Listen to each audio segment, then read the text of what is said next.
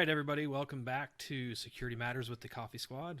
We are on episode number 30, and with me today is Jake, and it's just me and him today, so we're going to be good talking about the GSX Plus conference that we've attended all week virtually because of the COVID restrictions. We will start out with talking about our drinks and have some questions, a few articles a week, and then we'll go ahead and do the recap.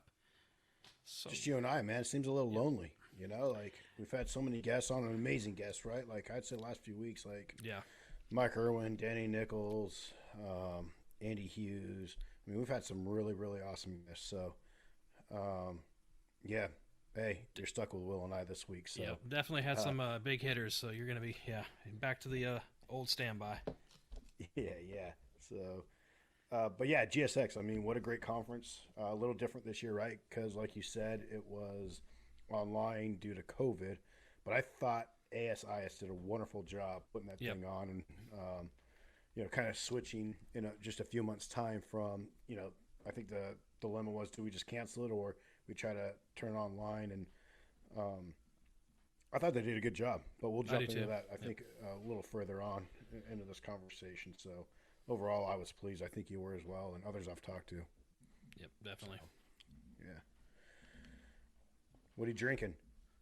So, since we did do the GSX, and it has been a little later in the afternoon than normal, well, we're recording in the afternoon, it's first thing in the morning, I am drinking a coffee. It's just an iced coffee because I just enjoy that nice, cold, refreshing drink, but it is a Black Rifle Thin Blue Line series that I just poured over some ice. So, it's good. My old standby. Does Black Rifle, almost said BRC, but Black Rifle Coffee Company, do they make kind of like a Starbucks? I think is it Monster that does one? There's a few other companies out there that make like the pre-made iced coffee. Does Black Rifle? So they have they have a cold brew coffee that you can buy, and they also have a canned coffee, like a can of coffee that you can buy too. Yeah. I have yet to try it because I can't find it anywhere locally. I want to order it. I just, I'm a little frugal, so sometimes it takes a lot for me to order a whole case of something if I don't know I don't like it, so yeah. Trying to find one that I can taste before I spend the money to buy the whole case. Well, good, man. Drew would be happy with you, man. With his financial security course, that he gave what was that, about a month and a half ago? About 6 weeks ago, I think. That's good. Unlike me, I'd probably just buy it, and if I didn't like it, I'd either give it away to someone or just toss the dang thing. Situations are different. So. Like you're a lot smarter with your money than I am. I am also drinking one of your faves here, a La Croix. Yeah. Just so I have some water. I'm drinking a sparkling watermelon, which actually is. I usually don't like watermelon flavor. I like watermelon. I don't like watermelon flavored beverages usually because it tastes too much like the Jolly Rancher. But this is actually pretty good. It's a nice, slight flavor and stuff. So it's pretty good. So are you telling everyone you don't like Jolly Ranchers? I didn't say that. I just said I don't like drinking Jolly Ranchers. Oh. I don't like my drinks to taste like Jolly Ranchers. I don't like super overly sugary flavored water or drinks for that matter. So, what kind of specialty carbonated beverage? I mean, today we got your pick, right? We got the limoncello La Croix. See, that's delicious. A little sweet for me. It's good, but it's a little buddy. sweet. Perfect. The last drop. Perfect. And then if I need a little sugar, pick me up if I'm dozing here. The Red Bull Coconut Edition, so coconut berry. See, I can't do the energy drinks. I stick with my coffee. That's my energy drink. Well, man, I was horrible throughout different periods of my military career drinking energy drinks. The Monsters. I mean, shoot, Rippets. For those who've never served in the military, Rippets are like your. They're pretty damn good downrange. So I was in a little before you were. So we had. What was it called? It was pills. It was like a pre-workout, but we would take them it was kind of like Ripix, I'm sure. But man, that stuff, oof. But of course, like anything else, after a couple of years, it gets banned because it was working too good. Of course. Something. Heck, when I was in, they started banning. Was it Hydroxycut? It was. Yep, Hydroxycut was starting to get banned right when I was getting out. Creatine So started probably getting about the time you're banned. Downrange. Oh, creatine. Like how I'm alive, I don't know, man. Like I used to drink before every op, doing like a 24 or just like a hit after hit, it would be I would down about two things of C4. First, I'd take Adderall, knowing I was going to be up. Jesus. We always did everything at night anyway. So first, I'd take some Adderall to just keep me up, keep me going, help me process everything, and just keep me on track. Then it was that and C4 at the same Jesus. time, and I'd How take your about heart two didn't scoops explode. of C4, and I could literally feel my heart like on top of my body. Yeah. I'm just like ba boom, ba boom, ba boom. And then I'd always bring like two extra things of C4 water bottles in my cargo pocket. So And then between that and an how I adrenaline haven't dump, passed of man. a massive heart attack, I don't know. Yeah. So so Rip Fuel is what I used to take back before they Okay. got it banned. But before pre-workout and stuff, in my day it was Ultimate Orange. I don't know. You were probably surfing about that time, so I don't know if you Probably. remember about that. But No. that was pretty good stuff, and they banned that too. So Yeah. yeah. Energy All the drinks I fun, used to good drink stuff, when I was you know? on third shift. As a police officer, I used to drink the energy drinks because, yeah, during the summertime when it's 100 degrees and humidity outside, I didn't really like a hot cup of coffee. That's just me. I don't like drinking Yeah. hot stuff when I'm hot, so I just went to energy drinks, but they just gave me a bad headache, so So went back I to think coffee. so. I was drinking like 3 or 5 a day in some of the courses where I was up, 20 hours a day doing different stuff, and I started having like esophagus problems and heartburn, and Yep. so I mean this Red Bull, I've cracked it open since about 7 this morning. It's really sat there. It's halfway full. I'll just kind of sip on it. But I've had a long week, long nights, and so I just need a little pick me up today. So yeah, I'll lift you and up, change Jake. it up, man. There's only so many LaCroix you can drink, right? So much water, all that crazy stuff. So I mean, you were telling me right before we started this that you go to Sam's Club and buy a big case of Yeah. the LaCroix, right? Yep, local. I usually get like the regular case. It's a mixed pack. It usually comes with like lime, grapefruit, and lemon. But they didn't have that. They had the specialty one this time, so it was hibiscus, limoncello, and watermelon. And I prefer the other ones better. They're not quite as Yeah. sweet. So I don't like the hibiscus one. They have a good it's mango. very sweet. Yeah. They have a really good coconut, like in the summertime. It's pretty good. So There's no sweetener, yeah. so I guess it's just natural. But it's just I don't know. I'm not a huge fan of it. It's yeah, not my favorite one. I like sweet right. stuff, so that's why. I mean, I've heard that about you. yeah, oh yeah, man. If I could just eat candy all day long and Coke, I'd be a happy guy. Wife wouldn't be too happy with me. So, All right, so let's Jake. talk about question of the week, right? I think these are good little questions that we do sometimes, coming to help our listeners and viewers get to know us a little bit. So, Will, what led you into the security industry? So, after you're done in the military and after being a cop, like, what got you in? It was purely by accident. I got out. I was medically retired as a police officer. Went back to school, and I really couldn't find a job in my field that was close to where I lived. Most jobs that I could find were out of the area, and I didn't want to move. So I helped I helped do some other things for some family members, and then I've been looking for stuff, and Dave, the public affairs guy, called me up one day. He's like, "Hey man, you want to make some money?" I was like, "Sure. What do you got?" He's like, "Oh, I got a little job for you in a different state, but it's only like 4 or 5 weeks long. I can't remember what it was. It wasn't long." I was like, "Sure." So I sent all my stuff in. It was for GRA. Ended up going up there working, and I met Ray. And one night over a few adult beverages, we started talking. And next thing you know, I was coming. Come on, to, buddy. Ray, a few adult beverages. we were next thing I that's know, like appetizer for him. Ray had talked me into joining the company, and yeah, here I am. Nice. Treading water, trying to keep my head up. What about you? That's the business, right? Yeah, so I kind of like you was a pure accident, really. As I was getting out of the military, a good buddy of mine lives up in New York, a big restaurateur. Was traveling back and forth to the Middle East, and ran into the owner of GRA, and they kept running into each other and sitting next to each other on the flights back and forth, and a conversation popped up. So he had me send my resume, and I literally didn't think I wanted to do it. I was just being polite and friendly. And the one thing we have in common is Ray, right? So talked to Ray, talked to another guy, Wally, um, just great dudes. And so as they were building out the corporate security, they needed some help. So I interned for a little while as I was, making my transition out of the military, and then they offered me a full-time job and took it. So um, it's been, there's a lot of similarities, I think, on the law enforcement side and the military side. But then there's also the fundamentals are the same. The blocking and tackling and security is the same no matter where you go.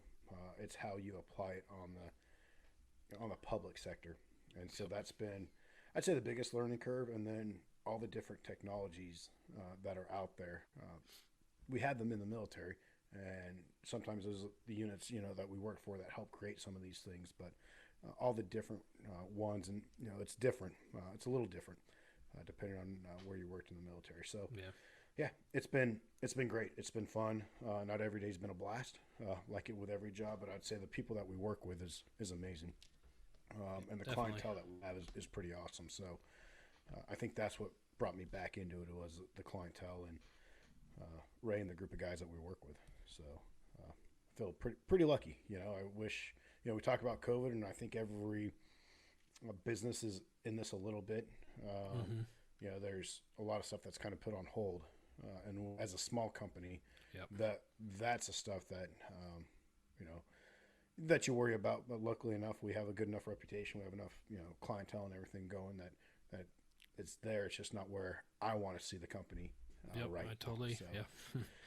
Seems but like I'm every sure time I call, most we companies can't are do feeling the anything same yet. thing. Yep. Yep. So let's follow it up with a more kind of fun, um, little interesting question. And I like this question that you kind of proposed here. So, what is the most scenic place you've ever traveled to? So, I had to think about this because I really love Germany. There's some places in Germany, the Rhine River and the Swiss Alps and stuff like that are very gorgeous. Northwest, Washington State has that rainforest up there is really pretty, and so Puget Sound, stuff like that. But I always kind of go back to home since it has a piece of Glacier Park in Montana. That's just Okay. Lake McDonald up there. It's just so beautiful. The water's so crystal clear, snow-capped mountains in the background. It's kind of I guess probably a lot of nostalgia, but it's just beautiful. So Yeah. I love it. No, I mean Glacier Park National Park is absolutely stunning. Yeah. So, I mean, Yellowstone has its parts, but overall, Glacier's my favorite. Always has been. So, okay. what about you? Some desert in Iraq or Yeah. mountain range in I Afghanistan? love Afghanistan. Like, believe it or not, I think Yeah. let me back this up. So, the terrain of Afghanistan reminds me a lot of the Western United States. Growing up in California reminded me a lot of California. So up north, the more north you went, the greener and the more mountainous. So further south, the more desert flat it was. So for Afghanistan, the more west you went, the flatter it was, closer to Iran. The more east you went, you had the Hindu Kush Mountains, and that's where I spent a lot of my time, was on the Afghan-Paki border for the most part, all up and down there and flying around the country. But I think Afghanistan is absolutely drop dead beautiful. I didn't go there as a tourist. Don't recommend it right now. But I'm trying to Costa Rica is one of my favorite places to go vacation. I mean, I've been to Hawaii. I'm not a big fan. It's absolutely beautiful, but I just think it's overpriced. And there's other places. Peru's got some beautiful places too. Yeah, Peru. I like Machu Picchu. I think the first thing that kind of came to mind was Machu Picchu. When I was there with part of my team, and so we spent a few days up there and kind of hiked around. And there's a mountain called Huayna Picchu that kind of overlooks Machu Picchu, and I'd say that's probably the coolest part, when the mist comes in and the fog, and you're kind of above the clouds, but you're looking down on the Machu Picchu. That's pretty amazing. So I definitely think Machu Picchu, and just, my gosh, the construction. For history. a civilization so old where you can't even slide a piece of paper between the rocks that they cut. I don't know. Our construction industry has something to learn, maybe. So, pretty awesome over there. That's what happens when it takes two or 3 years as opposed to 2 or 3 months to build something. Oh, yeah. I mean, getting it up those mountains is nuts. I mean, we hiked. I was in phenomenal shape back then. I'm not carrying this 40, 50 pounds extra that I've been carrying now since I got out, but it was a hike, and it was awesome. So, No, that is so high the up. cool thing that, is they'll you know, take like yeah. cocoa leaves Yep.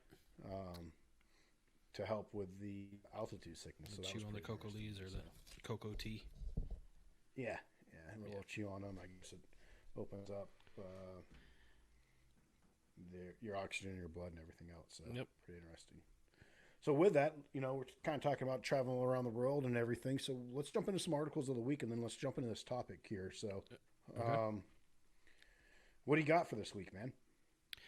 So my first one is, we can't go a week without talking a little bit about COVID. So, two charged for handling of Yeah, COVID. My bad. two charged for handling a virus outbreak at a veterans home up in Massachusetts, and I think we're gonna start seeing more of this. So these guys, it was the former medical director and then the superintendent. And essentially, what they did is they had somebody who was showing symptoms, and they didn't do anything to isolate him. They let him walk around until he actually tested positive. And then once they tested positive, They had 2 units for dementia patients. They moved them together and combined them instead of isolating the sick from the healthy. They just put them all together. And 76 veterans who contracted it at the home died. So they were charged with 10 counts each, 5 counts of criminal neglect and 5 counts of serious bodily injury. So I'm think shocked there that, isn't like a homicide charge in there, lesser homicide charge. yeah, my guess would be that they're charging them with things that they definitely feel they can get a conviction on. Yeah. Much like As what you happened should, with you know? Louisville and Minnesota. Yeah. You overcharge and the stuff gets dismissed, and you know you're just no And then justice. you have riots in you the know, streets, so. yeah. So I think that's kind of what they're going with for there, and reading up on it and seeing how some of the other officials and heads of different places took or how they reacted to it. It wouldn't surprise me if they've violated some sort of policies and stuff, and you may see more of these type of cases out there. That's sad, right? Neglect. So And it makes it. I mean, it's sad all around, but it's a veteran home too, so that's kind of yeah. touches close to I think home. it makes it so. even worse. Both of us are veterans. I go to the VA. I have been really, really lucky. You know, maybe it's luck. I don't know. Maybe it's the VA that I go to, but I've had phenomenal care. So, yeah, it should be an honor, in my opinion, to treat, especially those veterans, right? Those are your, World probably War II, a Vietnam. small handful of World War II veterans, your Korea War veterans, and your Vietnam veterans. Korea War, it was a forgotten war. Vietnam War, total disaster. So for those veterans to be treated that way with their last days of their lives, I think absolutely horrible and disgusting. So what a shame. Good. I hope they charge him, Yep. get some years in the pen. Think about it. It doesn't bring back those lives though. No. So, yeah, disgusting. So, What do you got? so mine has a little bit to do with COVID as well. This week was the UN General Assembly in New York, but most of it was done over the internet through teleconferencing. And so, what I thought was interesting was Trump gave his speech, and he literally ripped China. And to say that tensions between the U.S. and China were decent, I would say, up to COVID. And then you had COVID hit. And when I say decent, it was, look, we have our differences of opinions, and you have two very strong leaders looking out for both interests of their company. And so you had the trade deals going on prior to COVID and everything. But Trump, basically said, hey, he's going to hold China accountable, and the rest of the world should too. And then there's these rumors of a Cold War brewing between the U.S. and China. Yeah. And I would, totally see that happening, right? China's building up their military. We've been building up our military technologies at its finest, So, and then in President Xi Jinping's speech, he basically said he had no intentions of entering a Cold War or a hot war with any country. So, it's one of those, rhetoric things that just, hopefully cooler minds will prevail here. Yeah. But, people are saying that Trump used it to target voters, to shift the blame off him over to the Chinese, and whatever it is what it is.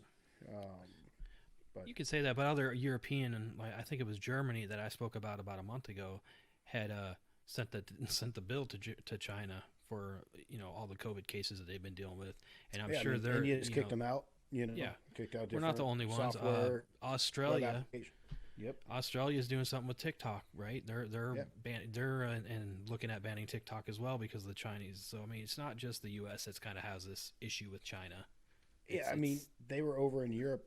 A Chinese delegation went over to Europe, and the Czechs ripped them. And so many other in front of the European Union, basically, doing the same thing that Trump did. Again, this was coming from the BBC. So what I always tell everyone is, where do you get your news from, or where do you get your sources from, right? And so we all have a bias. Even the writers for these media companies do as well. But it's just interesting. I kind of listened to the two speeches, and it was interesting to say the least. So I know one thing I've been doing since all this has become more politicalized is I seem to be looking at the same article from 2 or 3 different sources to kind of make my opinions from that. Like I'll get one from AP, one from Al Jazeera, and one from somewhere else, BBC or whatever, and just kind of say, all right, what kind of is the same meat and potatoes, and that's kind of what I think is going on, and that's kind of what I go with. So I think I don't think you can just you can't just read one news source anymore. Then you just become biased, and so as a security practitioner, you should be as unbiased as possible, and then you recognize your biases too. And so if you can recognize your biases and then work almost against them and find other stuff, hopefully you find something there in the middle. So another interesting article I had this week has to do with Asia. I don't know if you heard on Tuesday that North Korea shot and killed a South Korean official. He apologized. Kind of out in the ocean. There's a little. It's hard to tell from the news story exactly what happened, but sounded like he was in the water, in international water, kind of right there in the border there, and a first set of North Korean military came by, said something, then who knows what the time was later, another one came by and killed the guy and then lit his body on fire. So the article I read said he was working for the fisheries division in South Korea, and he was doing something, and like you said, they shot him and burned. There's some I've read that they burned the body and they burned the boat, so I'm not sure which. Nobody really knows. But I didn't hear the boat, but I heard the body. So what I thought was interesting this morning was that Kim Jong-un, the president, the leader of North Korea, issued an apology. And he's never issued an official apology before. So his apology states, and I'm quoting here, "I'm deeply sorry that an unexpected and unfortunate thing has happened in our territorial waters." So, but he made sure to put I think in that there is a good thing. It is. But he put in there that he made sure to put in there that that they were in the right to do what they did, though. So is in their territorial waters. Correct. However, he did issue an apology. I mean, if you read the article, this one's coming from the New York Times. They said the guy tried to escape. Their soldiers fired 10 shots at the illegal intruder based on the ship's captains and the guidelines on maritime security. So, it's bad, tension's already high there.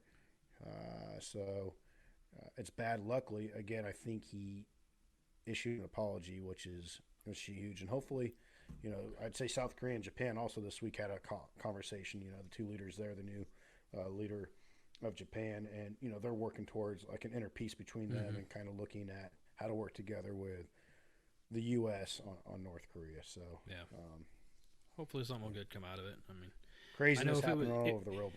If it was me and North Korea tried to apprehend me, I'm not saying I wouldn't try to escape either. It might be a lot,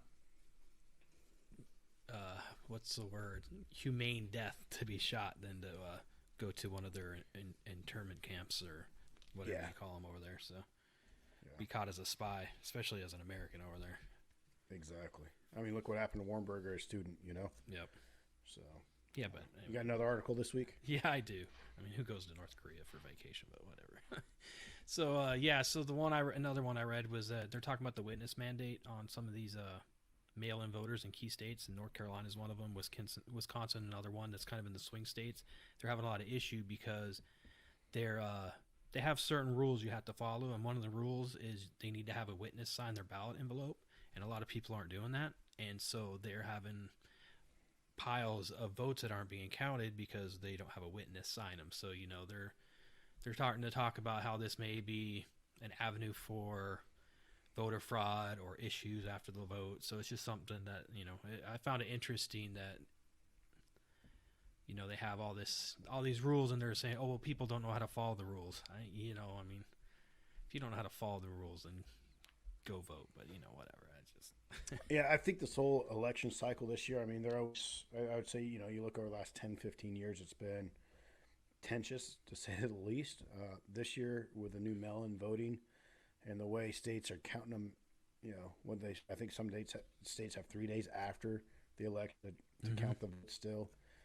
Yeah, I think it's just right for people to question. It doesn't matter what side of the aisle you're on, who you're voting for. People are, to me, it's just leading to unnecessary contention. I If you agree. can stand in line at Walmart, at the grocery store, you can socially distance no matter where you go. Schools are opening back up. If you can go to a football game, you should be able to stand in line to vote. If you can go to a drive-through. My opinion. Who am I? Yep. But it's what I don't want to see is contention in this country. And I guess you'd have it no matter what, either way, right? You'd have contention with people saying, well, you don't care about people's lives with COVID, and they should be allowed to do mail-in voting. And then you have people, I guess, someone like me is like, why are we switching something so close? We don't have any security or protection or guarantee, They tell you not to send money in the mail, right? Because it's not secure. So, I mean, it's just... And I think the groundwork is already being laid for. It doesn't matter who wins. I think there's going to be a recount or some sort of legal issues going on because of the mail-in. My view is, if you can, why not? If you're worried about COVID, do what the grocery stores did and have special hours for high-risk people or a special room or something. There's ways around it. I think. I mean, they've done all this other stuff. The people are still getting their groceries. People are still going out to restaurants or getting their food from restaurants. I think there's better ways than to do this whole mail-in that are going to lessen the chance of voter fraud. It's control, right? At the end of the day, whenever you sacrifice control or something else, you're sacrificing a little bit of security. You're accepting a risk that's not necessary, in my opinion. Again, I'm not an expert. I don't know all the ins and outs of the United States Postal Service and this whole election thing. Just a little bit I've seen. I'm not comfortable with it. I'm going to go stand in line and vote. I am too. Yeah. So I'll probably do early voting. We have early honestly. voting here. I'll probably actually do it earlier than that. Me too. Yeah, a day that it's not pouring rain like it is right now. So, all right. Well, cool. So let's jump into GSX, right? So, what is GSX, Will, for our listeners who don't know? So GSX it stands for Global Security Exchange, and essentially what it is it's a conference uniting the full spectrum of security, cyber and operational security professionals from across private and public sectors, allied organizations and partners, and industry's leading solution providers for the most comprehensive security event in the world. They have vendors and people from around the world come in normally. So this was GSX Plus, and the plus is because it was virtual. And like we said earlier in our opening, I think they did a really good job of the speakers and stuff, getting people involved as far as the different tracks and lectures and stuff like that. I think they did a really good job with that. And yeah. No, I agree. I mean, you had 100 plus education sessions going on from Monday to today. You had vendors out there. You had, I'm trying to think. You had meet and greet for people. Yep. So I think overall it was I thought it was great. Now, given everything that kind of with COVID and everything and the changes that they had to do within a few months' time. So Given with the Uh, restrictions and the amount of time that they had, I think it was very well done. yeah. So I mean, this was your first two, right? Yes, so I really don't. I can only compare it to other conferences I've been, and those have always been in person. So, but as far as sitting there, they gave enough time in between classes so where you can like get up and walk around, stretch, and go get a cup of coffee or whatever, much like they do in real life. So I thought it was, and you have different tracks you could pick on or pick from, two or three different subjects every hour and a half to choose from. So yeah, I thought it did. I thought it was very well run for time and restrictions. Yeah. I one thing it's hard to do with other conventions, right? Is walk around and see the latest and greatest technology and talk to those different vendors that are out there on the floor. Yep. And again, they did their best that they could. It's just hard to do something, in my opinion, hard to do something like that online. Um, and so that, and I would say like just the connections, right? The connections that you Mm-hmm. make and just talking to people. That's another hard thing to do online. They did have different breakout sessions, and you could chat in the chat rooms on the different sections. So that was good. Um, in my opinion, it's just not as good as when you're doing it in person. I think Yeah, when you're pressing the flesh, it's just something a little more yeah, meaningful, I think, and yeah, lasting. It's that hard to human connect touch. with somebody. Yeah, it's hard to connect somebody over a screen. Now, if you Yeah, had video conference, maybe it wouldn't be as bad. And I know for some of the product demonstration they did, but obviously I'm not into buying, so I didn't really attend any of those. I just watched some of the stuff. So gotcha, gotcha. Yeah, honestly, I kind of liked, and I know in the beginning when they kicked off GSX, they said that they were going to. They've been toying with the idea of doing part of it online, some of the educational sessions and seminars.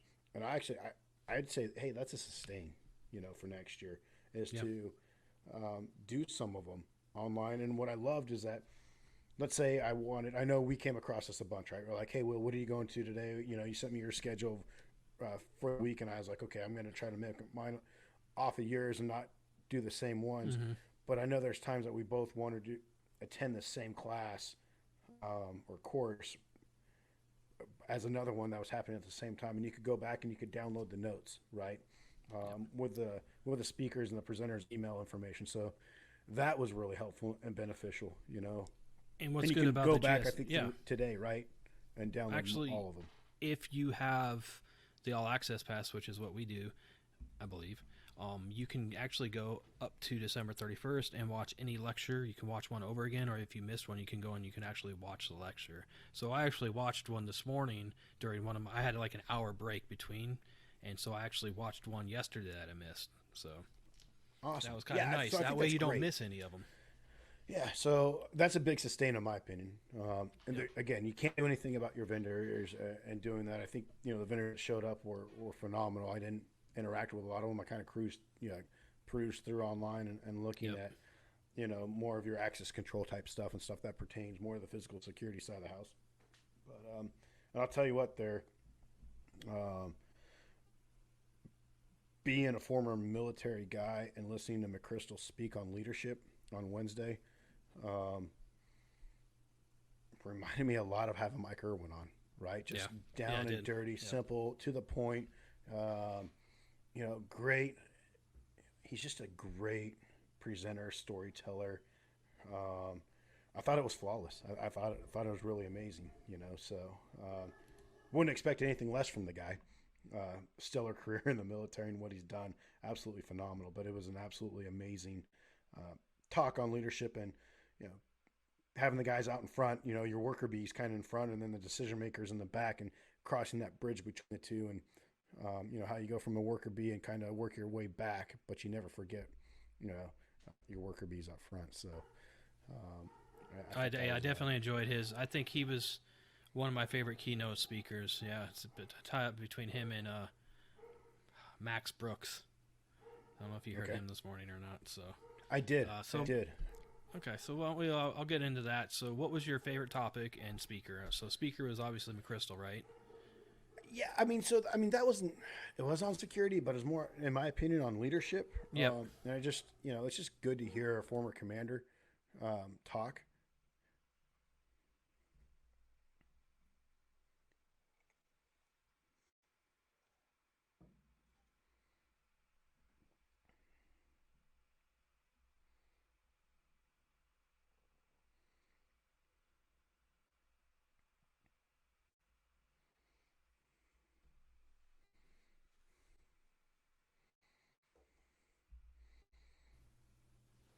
All right. Yeah, Well, I'll so just. well, it was really good just to hear like a former commander, military leader, that I served under talk, and um, but I would say when it comes to like security and stuff that I would say learned or took away. I'm a big fan of a gentleman named Kelly Stewart.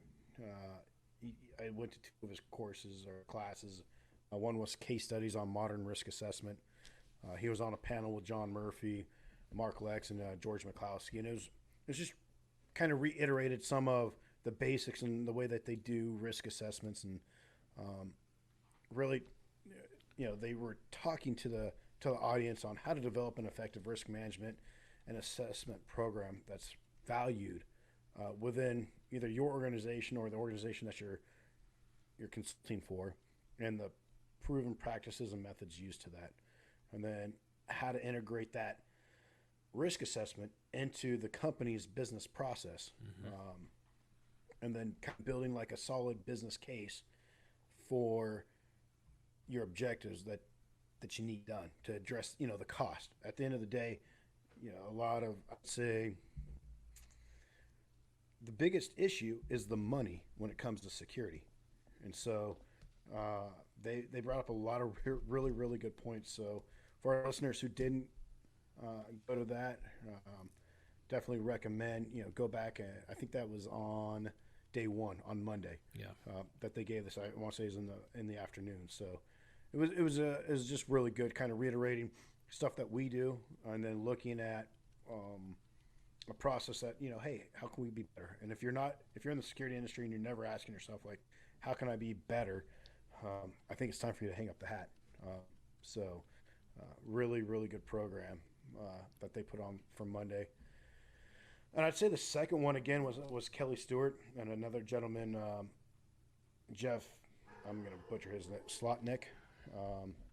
And again, it was on the business of security is a strategy of the business, and so building an enterprise by identifying and mitigating risk. So talked about the risk assessment standard, the ISO 3000, risk management standards, quality of risk, threat and vulnerability assessments, like quality, Yeah. And I heard this throughout. I don't know if you heard this or picked this up at all, Will, in any of the sessions that you listen to on the physical security side, but people getting confused with what a threat, risk, and vulnerability is. Yeah. Um, Yeah. I mean, these are There's one very class he was seasoned, talking about it. Yep. very seasoned individuals. Yep. Some of them are owners of security companies, some were CSOs, and now are consultants. And you know, if you are new to the security industry, even if you're old, if you've been around doing it for a long time, review. Make sure definitions are important. And so when you Yeah. are defining what a risk, a threat, and a vulnerability is, make sure your client knows that. Make sure the C-suite knows exactly what you mean by what a threat, vulnerability, and a risk is. And look, you have the answers. Everyone has the answers. Go to ASIS's website and type it in and use their standards. I know Yeah. every report I do. I mean, shoot, if you look at my desk right here, I have the ASIS physical security principles. I have implementing physical protection systems. I actually, still have the study guide here right here for the assessment for the PSP study guide. Flashcards. So I think it's good whether you're new, old, been in it for 5+ years.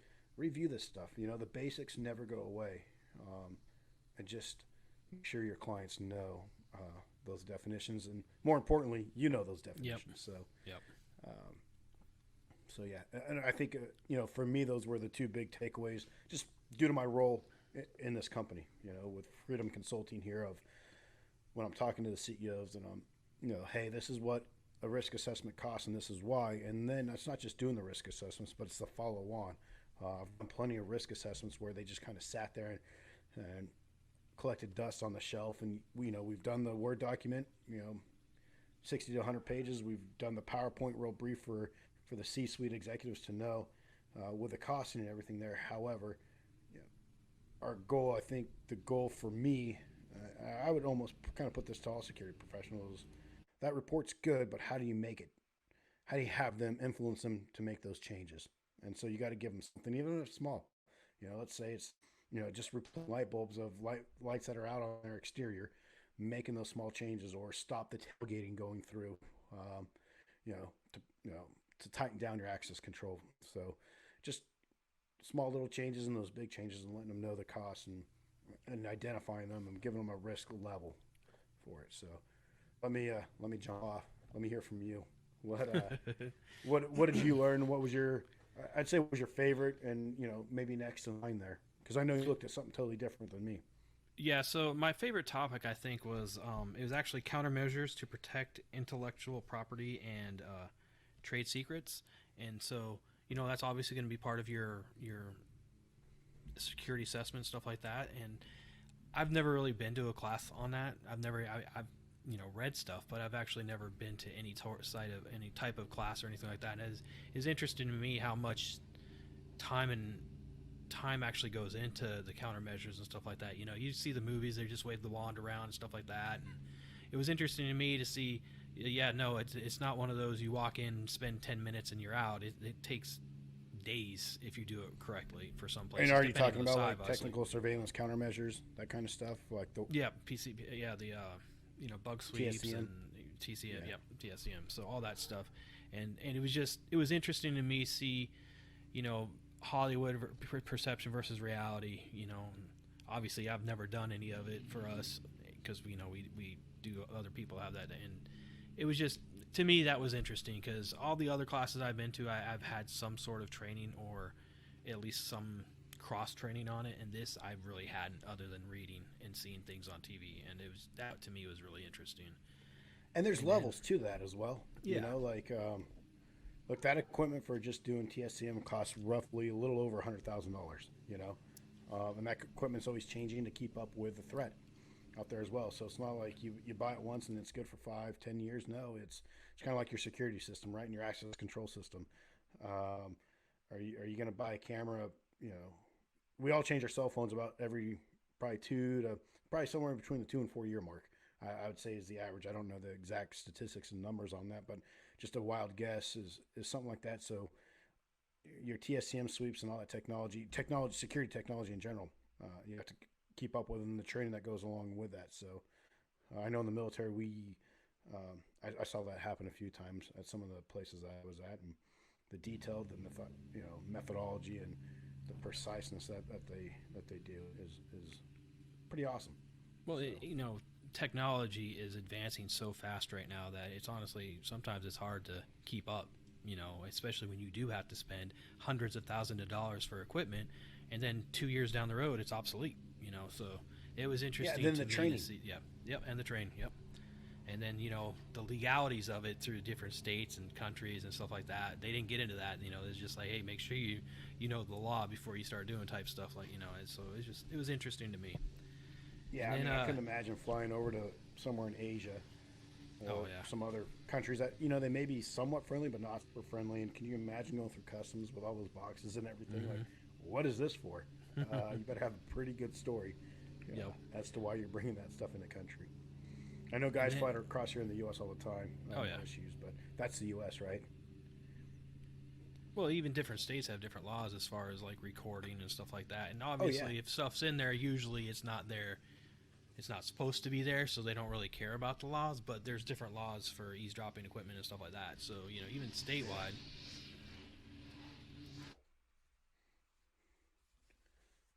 You got a drone flying in there? No, it's my lawnmower guy. Oh, it sounds like a drone. I know you went to a lot of drone courses throughout this week, and it was surprising to me I thought how maybe many you're going to add a different... prop to the show. It was surprising to me how many different subjects that I went to all kind of related back to the drone threat, and obviously it is a threat because anybody can buy them. I was at one, and they're talking about how suicide bombers are going away from people and vehicles and actually using these drones because they can fly anywhere. They're small, they're relatively inexpensive, and you can do it without killing your people off. So it was surprising to me. Well, not surprising. It was eye-opening, I guess, to see how many different levels of security are actually worried about the drone. You think, obviously physical security, but every spectrum of security that I went to talked about the drone threat. I'm just smiling right now because of my time in the military. As I was getting out with ISIS being so hot and heavy at the time, uh, it was huge. I know DARPA and all the other like amazing organizations that the military has, and there's a lot of collaboration between the military and the private sector, and just to defeat that threat. And even I have a good buddy who works in the Department of Prisons, um, and they are struggling with that. Oh yeah, Drones flying in yep. over the prison Dropping yard, cell dropping phones off. and contraband. Yep. Exactly. So, and then what differentiates someone from flying a drone? And let's say you own an oil gas company, right? You have Greenpeace, or an environmental agent group that can't stand you, and they fly enough drones in to damage or upset your production line. How much are you going to lose? And then what effects, not just on a financial basis, but on a personal basis, could you have? Oh yeah, I can't remember which one of the classes it in, but they're showing a video of a drone. It had to have been in the unmanned drone video I was watching. It hit I think it was an oil refinery, and caused a gigantic explosion. It wasn't meant to. It was just an accident. But seeing what an accident could do, if somebody really wanted to mess those up, fly something into, you want to talk about a huge collateral. You disable the country's oil fields or oil refineries. I mean, let's look at Saudi Arabia, right? Yeah. And Yemen with the Houthis. The Houthis are getting a lot of drones and stuff support from Iran. They're backed by Iran. We support Saudi Arabia and the little coalition over there. But Saudi Arabia last week was hit with, I want to say, 2 or 3 rockets and a bunch of drones flying into their industrial park, right? And so that's not the first time it's happened. Yep. This kind of goes on throughout the year, for the last few years that the war in Yemen's been happening. But yeah, it does to, I mean, shoot, Saudi's one of the largest oil producers and exporters there is in the world. If you shut down their oil production, it doesn't just hurt Saudi Arabia, it hurts everyone, Yep. across the globe. So they are being used very effectively. So yeah, and it's definitely interesting a new technology issue. Yeah, and so like my favorite speaker I think was actually that Max Brooks. Like I said, he's the son of Mel Brooks. Spaceballs and Blazing Saddles. Probably won't be able to be shown today, but one of my favorite movies. My drone's back. But he actually wrote World War Z, and he's an author of a lot of zombie type movies, and it was interesting to me. Can you hear me okay? Yeah, I got you. Okay. It's interesting to me that they would have somebody like him come in and speak, but it was actually I thought it was interesting. He compared the world after like World War II and then after 9/11. So after during and after World War, after Pearl Harbor and after 9/11, right? So after Pearl Harbor, we joined World War II, and the mantra of the U.S. was everybody do your part, right? Everybody get involved, everybody support the war effort. And after 9/11, what did they tell us? Go home, take care of your family, and pray. The government has this. And it was just interesting to see, he kind of relates to, that's kind of why we are where we are now, because there's no purpose for people anymore, and unity. I would say there's no unity. So it's just interesting for that. And then another thing he said is, in order to be free, you must do your part to keep it. And that kind of hit home with me, because a lot of people, especially now, I think, really take our freedom for granted.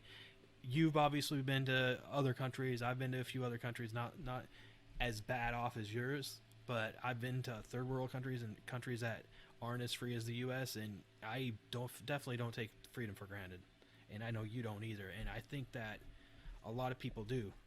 And yeah, I think it's. I think that's a good point. It's, you look at World War II, massive effort on everyone. Blackouts, gasoline, oil. You're recycling the tinfoil. Yep. Everyone was involved in some way, shape, or form. I mean, maybe not necessarily carrying a gun, but people here were doing their part. Yep. And I think the reason why we haven't decisively won a war since really World War II is because of that. Look, we're a warrior people here in the U.S., or at least we were at one time.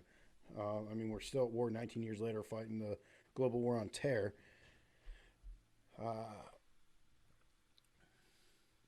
But no one, great example, me, right? 9/11 happened. Prior to 9/11, tried to join the Air Force as a pilot. Had childhood asthma, disqualified. After 9/11, tried to join the Marines, but couldn't because of childhood asthma. Um, I joined at the age of 26 at the with the Army. My mom, she was a Vietnam War protester, and she cried. Told me I was throwing my life away, this, that, and the other thing. But during 9/11, I mean, she was the first person to call me and say, "Hey, turn on the TV." Good in California time, so it was 6:30 in the morning, something like that. And I remember the yellow tree, the yellow ribbons, the flags hanging out. The country was united to a degree, right? Everyone praying. Oh, and definitely. then Yeah. I remember when Mike Spann was killed, the CIA agent, up there in northern Afghanistan, when John Walker Lynn was detained and was part of that prison uprising. Mike Spann, I grew up in Sacramento. He lived in Davis. So, 20-minute separation. I just kind of remember like, wow,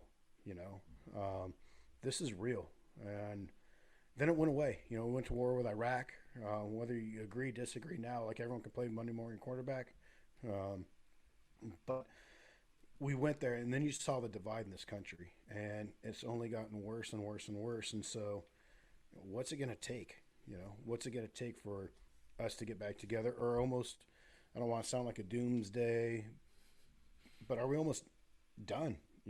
Are we slowly just tearing ourselves apart? And I don't want to say that everyone should be mandated to serve the military. I served in an all-volunteer Army, and it was wonderful because everyone who I served with either had re-enlisted or stayed in knowing they were going to war, or they enlisted knowing that you were going to war, and looked forward to it. I mean, I love my time downrange. You don't always get to choose the outcome, but I enjoyed it. I enjoyed what I learned and what this country means to me. And I think I learned that more on an early age of like 1920 when I lived in Spain. We weren't at war with anything. The Gulf War was done. This is late 90s, early 2000. And living there for 2 years, not coming home at all. And like, man, I remember just wanting nachos, and it's those small little comforts that you just don't get. And Spain, look, if there's a country I'd get up and move to, it'd probably be Spain or Costa Rica, something like that. But you still miss home. Home is your home, no matter where you're from. And so, look, I think we are the best country. I don't think we're perfect, but we are the best country on this earth. So, interesting point. I know we totally derailed off of GSX there. That's all right. Totally agree. It's just interesting some of the points he brought up. Another one he brought up was how technology, you look at like industrial revolution and stuff like that. Everything was made for the advancement, and now it seems like technology is more being created for comfort as opposed for advancement. And I thought that was an interesting aspect of it.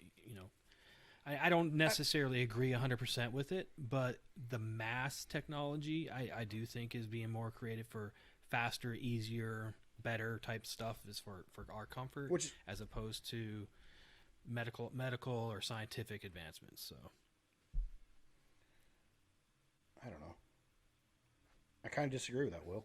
I'm not going to lie. I think this might be our first disagreement here on this show. But I do think technology is used for our comfort. It's used to advance something, but again, we live in a country where people can spend that time and use their ingenuity to create something for comfort or an advancement. Where if you look at some other countries where most people are just working just to have food on the table that night, and that's all they focus on, and fixing their crummy little mud brick home, and that's all they do, and then that's all their kids do because they're in this constant cycle of poverty. You never are able to get out. So once you can start inventing those comfort items, yes, they're going to be used for good and bad. I'd say most technology is used for some type of comfort, or security. And I agree with you that it's not all good. Yeah, I don't think it's all just comfort. There's always an evil dark side out there. Well, it's like anything else. It's how you use it, right? I mean, the pen, the sword, whatever, the gun, whatever you want to talk about, it's going to have its application. The internet, right? But, the internet. The internet, it happened when we were younger, right? And so if you look at the internet and what it's used for now, is used for information sharing. And now you have to question the information. You know, you have one doctor saying one thing about COVID, you have another doctor saying another thing about COVID, and just talked about this earlier on the show. What do you believe? Who do you believe? Yep. You know, are they wrong? Are they right? Or is it just a difference of opinion? So, Yep. Yeah. So, what was your overall takeaway of the GSX conference? I mean, I think we talked like it was good. For Yeah. me, it was kind of sharpening your knife edge a little bit, right? Like, okay, as running this company and doing security and looking at all the different aspects of security. There's a lot of cyber stuff, like you mentioned, right? A lot of technical stuff. And just refinement. I think. Yep. Again, I wish. To me, connections are huge, right? Especially Yep. for a small business and even a large business, right? Just making those connections. So I look forward to that next year. I look forward to. It was in Chicago. I think it's going to be in Orlando next year or yep. Atlanta. Orlando. It was Atlanta this year, so it's Orlando next year. Okay, Yeah. so Well, it's supposed to be Atlanta. looking forward to going down there, Yeah. and just rubbing shoulders with different, looking at the different vendors. Like I'm a hands-on, touchy guy, and so looking at a me too. PowerPoint or presentation, like that's great. No, I can get the gist of it, but I want to touch it. I want to feel it. I want to see actually how it works, and I also want to know how can I break it. You know, Yeah. I'm really good at breaking stuff, but how can I break it? Because it's it's those conversations, you know. Yep, definitely. So that would be my only complaint. You know, again, they did a phenomenal job. It's not even a complaint. I can't complain.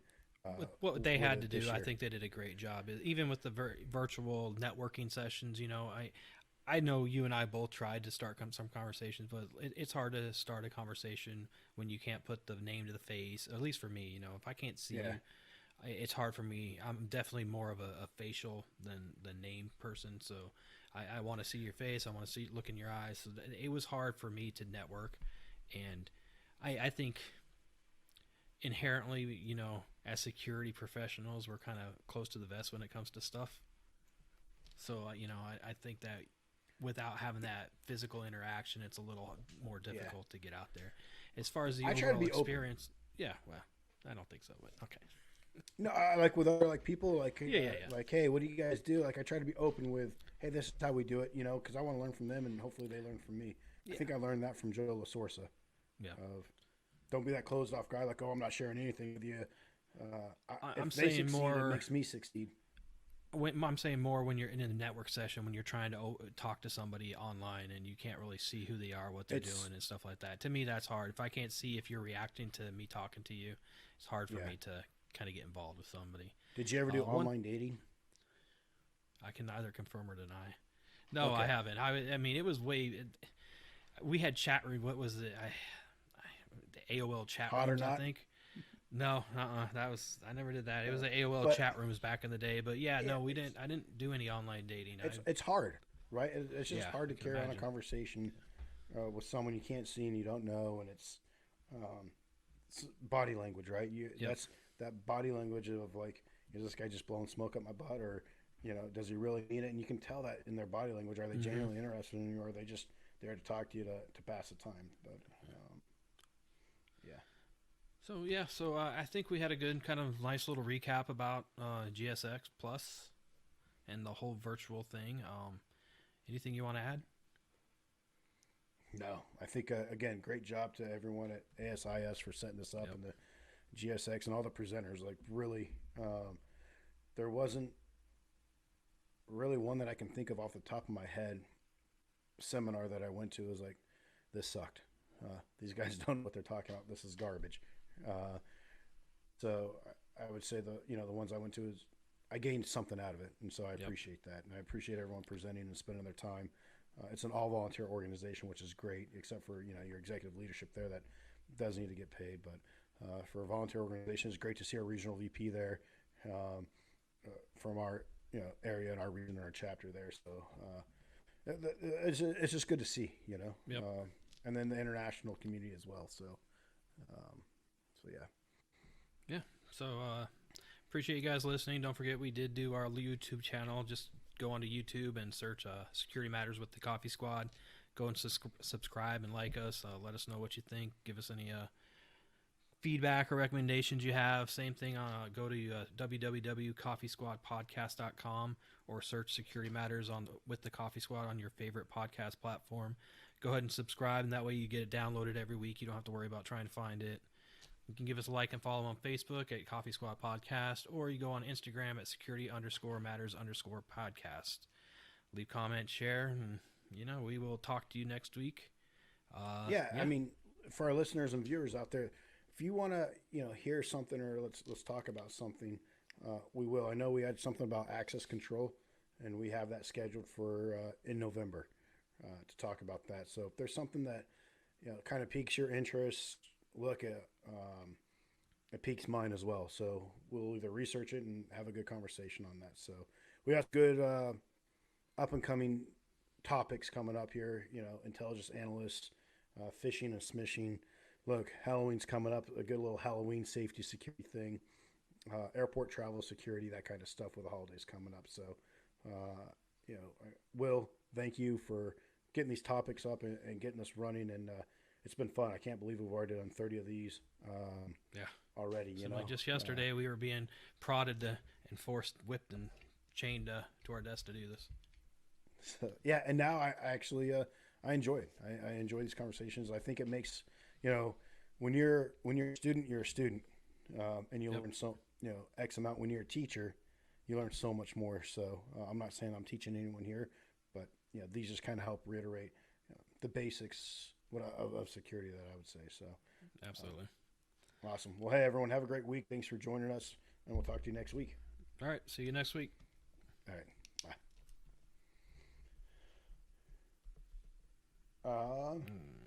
So I waited when we talked about McChrystal. Yeah, I saw that. So, My damn